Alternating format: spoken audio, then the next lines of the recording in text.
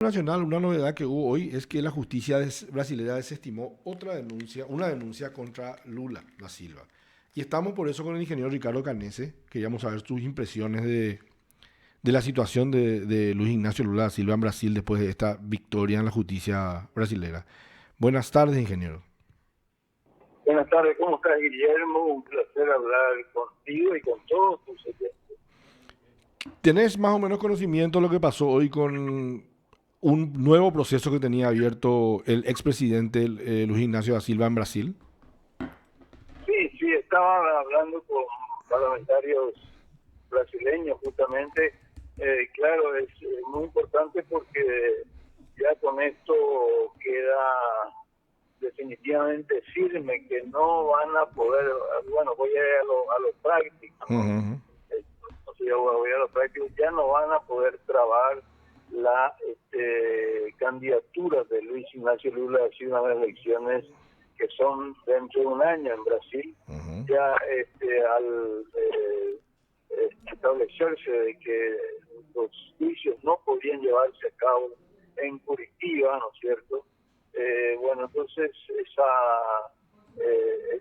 realmente, claro, se está demostrando además, no solamente en este caso, sino en otros casos que ha habido sí una interferencia política de parte de sectores que querían eliminarlo a Lula del espectro político y electoral. Y bueno, con esta victoria, entonces, finalmente de la democracia, de la libertad, entonces queda de él su candidatura firme, que está encabezando todas las encuestas. Ya va a ser prácticamente imposible que quieran trabar su candidatura. Con esto él entonces está habilitado a ser candidato a presidente. Sí, está totalmente habilitado y cualquier intento de interferir, digamos, de trabar ya es. Yo he hablado con gente que maneja bastante bien el sistema judicial brasileño. Ya podemos decir que es algo definitivo, ¿no? Dentro de lo que Mm. siempre eso implica, ¿no es cierto? Sí, Ya pero es muy tiene que difícil ser revertir esto. claro, ya es prácticamente imposible de revertir, ¿no es cierto? Y ya su candidatura entonces claro, va a depender en todo caso que él, su partido y otras fuerzas lo Lo propongan, nominen. pero simplemente ya de su voluntad y de la voluntad de los brasileños. Yo creo que eso es importante. La diferencia política hay que definirla en el campo político y no utilizar mecanismos ya sea de fuerza o de manipulando la justicia como se ha hecho en muchos países desgraciadamente, Ujú. y dio lugar a todo esto que le llaman el lawfare, digamos la persecución judicial, y que realmente eso desprestigia y debilita al Estado de Derecho y la democracia. Entonces creo que estamos viendo, no solamente en el caso de Brasil, en toda América Latina se está viendo un fortalecimiento de las opciones democráticas. Y eso creo que es importante porque es de hecho un cambio. Y como decía Kissinger, ¿no es cierto?, este canciller de la década del 70 de Estados Unidos, hacia donde se inclina Brasil, se inclina América Latina. O sea, el hecho de que la democracia se fortalezca en Brasil es muy importante, ¿no? También el fortalecimiento de la democracia en la década del 80 determinó que caiga la dictadura finalmente de García Claro, Beltrán, ¿no? claro. Entonces, por eso es muy importante, ¿no?, que nuevamente la democracia se está fortaleciendo. Ahora, Brasil es un país de instituciones muy sólidas, de mucha credibilidad interna. ¿Crees que todos estos procesos que siguió el expresidente da Silva y todo lo que pasó después minó un poco esa credibilidad en la justicia brasileña? Claro, no, mira, es sólido, pero yo te diría, eh, veamos la historia, ¿no? Ujú. Fue regido por dictaduras militares hasta la década del 80, ¿no? Ujú. O sea, también las instituciones han sido vulneradas. Ojo, si vamos a ir a instituciones democráticamente muy sólidas, Uruguay es probablemente el país, uno de los países más sólidos donde tuvieron también dictadura militar, pero muy pocos años. Chile sufrió una dictadura más prolongada, si bien tiene también instituciones democráticas muy sólidas, y hoy está con un proceso constituyente muy interesante donde van a estar o se está enterrando la constitución pinochetista, la época de Pinochet, entonces también, por eso te decía, hay un reverdecimiento, como una primavera democrática, no solamente en el caso de Brasil, no solamente en el caso de Chile, también está el caso de Perú, Colombia. Eso no quiere decir de que no puedan haber amenazas a las instituciones democráticas, pero sí está habiendo entonces un fortalecimiento de la vía política democrática y donde, fíjate lo que pasó nomás hace poco más de un año, el golpe, que fue un golpe militar, inclusive de la ley contra Evo Morales en Bolivia. Bueno, eso el pueblo boliviano lo revirtió. Entonces, porque se van dando condiciones para que nuevamente la democracia prevalezca y bueno, y que si triunfa la izquierda o la derecha es otra cosa. En Ecuador, de hecho, triunfó un candidato de derecha, pero en el caso de Perú fue un candidato de izquierda, y lo importante es que la democracia esté presente, ¿no? Ese es el tema. ¿Cómo está el Frente Guasú de cara a las municipales que se vienen en un par de meses?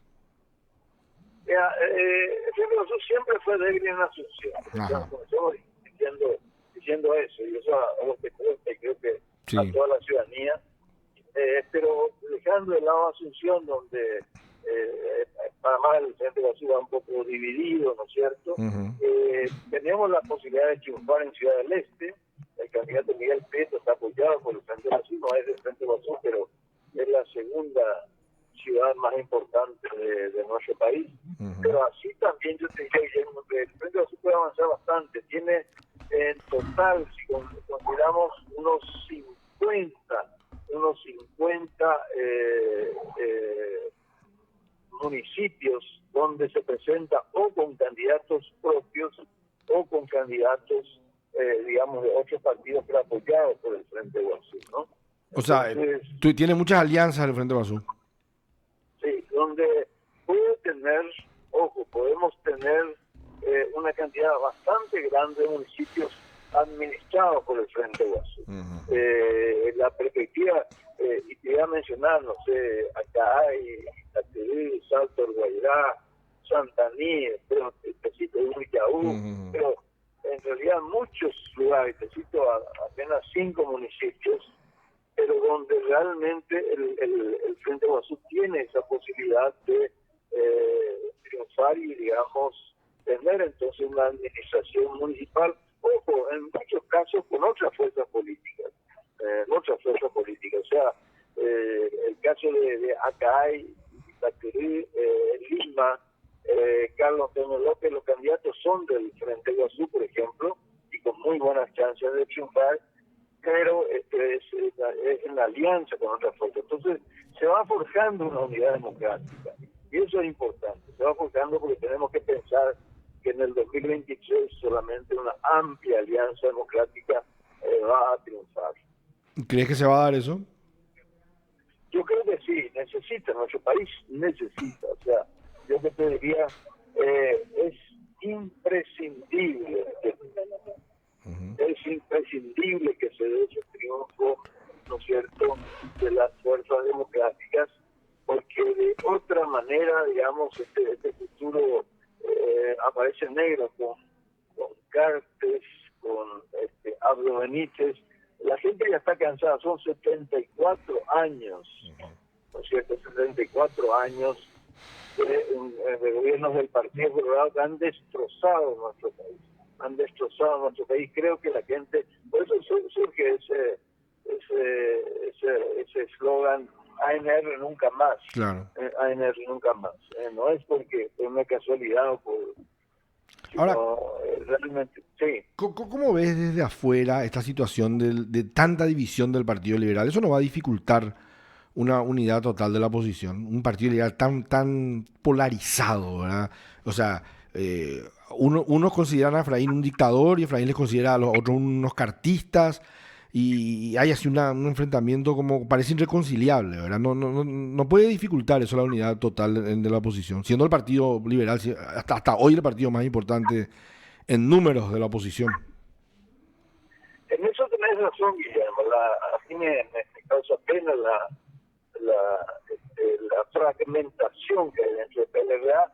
Pero sí, yo creo que eso finalmente, el pueblo liberal yo lo veo muy unido, ¿no? El pueblo liberal. Entonces yo creo que eso finalmente va a decantar y el mismo pueblo liberal le va a exigir a su dirigencia, sea de uno u otro sector, le va a exigir entonces que se una a la dirigencia y que se una en una alianza democrática muy amplia, ¿no es cierto? Amplia, de manera a triunfar. Yo creo que estamos en un momento donde tenemos que fundar la República, o sea, después de 74 años, prácticamente tres cuartos de siglo de hegemonía, ojo, el Partido Colorado fue el instrumento de una oligarquía parásita, ¿no es cierto?, que ha destruido el país, que están los negociados, está en el contrabando de cigarrillos, está en el lavado de dólares y en los contratos con el Estado, además en el latifundismo, un latifundismo que no genera empleo. Entonces, ese extractivismo, ya sea para extraer riquezas del Estado, ya sea para actos de corrupción o para extraer simplemente riqueza del agua, de la tierra que tenemos, de la energía que tenemos, bueno, ese modelo está acabado y realmente si no tenemos dentro de los partidos de oposición la suficiente capacidad, inteligencia y patriotismo inclusive de constituir una amplia alianza democrática, y bueno, vamos a perder un momento histórico donde el pueblo paraguayo está esperando un cambio, el pueblo paraguayo. Yo creo que este modelo de que el Partido Colorado es el mejor instrumento de la oligarquía, bueno, este modelo ya agotado, totalmente agotado, y va a terminar en una tragedia si continúa, si Carter, por ejemplo, impone a su candidato y gana ese candidato en 2023, va a ser una tragedia. Y de alguna manera nosotros, los que estamos en la oposición, tenemos responsabilidad en el sentido que tenemos, esto puedo decir, bueno, las divisiones que hay dentro del PLRA y todo, y bueno, tenemos que ver la manera de cómo unir al pueblo y llegar con una propuesta sólida, amplia, de la amplia mayoría del pueblo y tener un triunfo contundente, no por Ingeniero, uno o dos puntos. Sí. esa oligarquía, como vos la llamás, ¿verdad? ¿No te preocupa que viendo la posibilidad de que ocurra este cambio en el 23, ¿verdad? Si la oposición logra unirse y presentar un proyecto, digamos, alternativo creíble y confrontar a esas oligarquías, como vos le llamás, pasa un poco lo que Brasil y utilicen a la justicia para sacar de carrera a los posibles candidatos que puedan hacer sombra al Partido Colorado, sobre todo teniendo en cuenta los antecedentes de nuestro sistema de justicia? Yo creo que hay un empresariado nacional honesto. Ese empresariado nacional honesto tiene que formar parte de este gran proyecto nacional, ¿cierto? No la oligarquía parásita, la que vive, digamos, a costa del país y no para el país. Nosotros sí tenemos, y conozco muchos, y se hablar, aparte de hablar con referentes sociales, líderes sociales, hablo también con muchos empresarios, y ese empresariado nacional está queriendo ser parte también de un proyecto profundo de cambio, donde, claro, la empresa nacional se desarrolle, progrese, y por supuesto que haya una mejor distribución de la riqueza que le va a favorecer a esa misma empresa nacional. Entonces yo creo que es factible, es perfectamente factible que haya un proyecto nacional, no un proyecto, y los que estamos en una propuesta socialista, inclusive este no es el momento de un socialismo, este es un momento de una democracia, de avanzar en un sentido democrático y avanzar en un desarrollo de las fuerzas productivas de la empresa nacional, bueno, también de la empresa extranjera honesta, darle todas las garantías y que también, pero que deje algo para el país, por supuesto, ¿no? O sea, ¿te parece que una presencia del Frente Basú fuerte en un posible gobierno del futuro no debería atemorizar, por ejemplo, a las empresas? No, pero mira, y es una cosa que creo que todos tenemos que hablar. Cuando más dinero ganó el empresariado nacional fue durante el gobierno de Fernando Lugo. Eso lo dicen las cifras objetivas. Lo mismo que con Lula en Brasil. El empresariado brasileño nunca estuvo mejor que con el gobierno de Lula.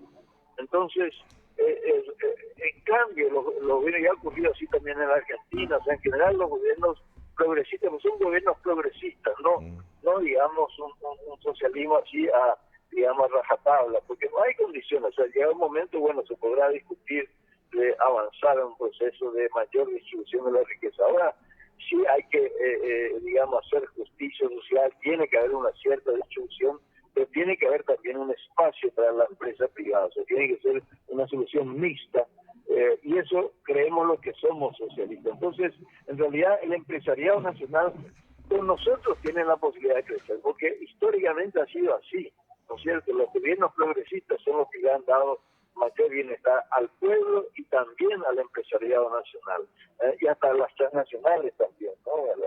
La gente que está en la producción, en el trabajo honesto, esa gente ha progresado. Cuando hablas de distribución de riqueza, ¿te referías a un aumento en la carga tributaria?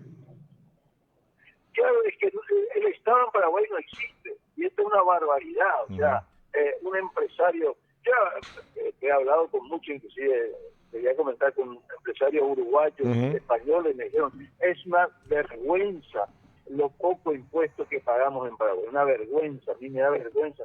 Yo quiero pagar más impuestos, porque así voy a tener instituciones más serias, más solventes con las cuales lidiar, pero es una vergüenza, o sea, un empresario lúcido y con y además que quiera el progreso de la empresa y de su entorno, va a querer una mayor presión tributaria. O sea, el que no quiere una presión tributaria es el que está en la especulación, el que está en la extracción de riqueza, no en la generación de riqueza. Pero no una presión tributaria que nos pueda sacar de competitividad. No, claro, pero es que Guillermo, justamente de eso se trata. Fíjate, si voy a poner uno, te puedo poner dos ejemplos. Sí. Me parece muy bien tu pregunta, hay que ser bien claro. Si vos pones un impuesto a la exportación de grano de soja, como ha planteado la gente con sus reiteradas veces, ¿no es cierto? Reiteradas veces hemos planteado. En el fondo lo que está haciendo es que producir aceite de soja, producir expeller, y con el expeller desarrollar toda una cadena productiva de la ganadería menor, todo lo que sean los chacinados, y exportar con valor agregado, todo eso cobra sentido. China, por ejemplo, un gran importador de soja, ya está importando carne de cerdo y derivados de productos de cerdo. Entonces, ¿por qué nosotros vamos a exportar el grano de soja cuando te podemos exportar el jamón del cerdo, digamos? O el aceite. Claro, y claro, el aceite y, como te digo, con el expeller, bueno, ahí entra a producirse el ganado menor, y el ganado menor se procesa en una fábrica, y eso da lugar a inclusive a una producción de muy alto valor agregado. ¿Por qué no pensar en el mayor desarrollo? ¿Por qué tenemos que...? Por eso es que la propuesta del Frente Guazú es una propuesta del desarrollo de las fuerzas productivas, que las fuerzas productivas industriales, empresariales se desarrollen. Lo mismo en la agricultura. Si vos pones un impuesto, y eso me decía un empresario, mi mayor empresario uruguayo que yo me hice amigo, pues, iba al Parla Sur y hablaba, miren, el empresario, el que tiene una gran extensión de tierra y genera educación, salud, que pague poco impuestos, pero aquel empresario que tiene mucha tierra y allí no se ve tierra ociosa. Claro, porque en 1000 hectáreas trabaja una persona, entonces ¿qué aporta esa tierra que emplea a una persona en 1000 hectáreas? Nada, cuando que se puede desarrollar una agricultura, yo no digo que se quite totalmente las hojas, pero hay que se combine, que se diversifique, o sea, la producción frutícola, por ejemplo.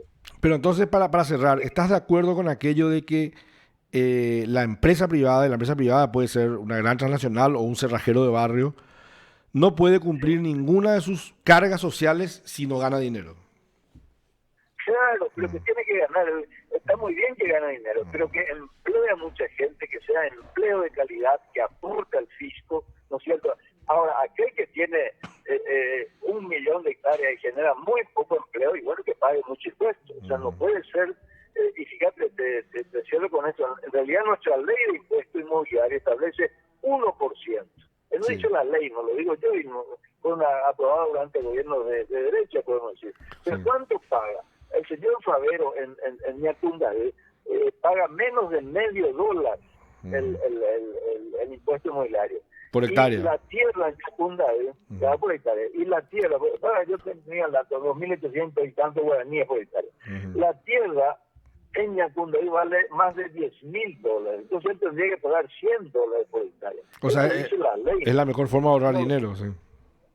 Claro, entonces, si él paga, y de hecho cuando el empresario tiene que pagar bastante por la tierra, va a buscar de aumentar la productividad de esa tierra. O la va a vender. O la va a vender. Y otro, mira, si yo tengo grandes extensiones de fruta, por ejemplo, eso genera mucho empleo. Entiendo. Mucho empleo. Sí, reforestación también.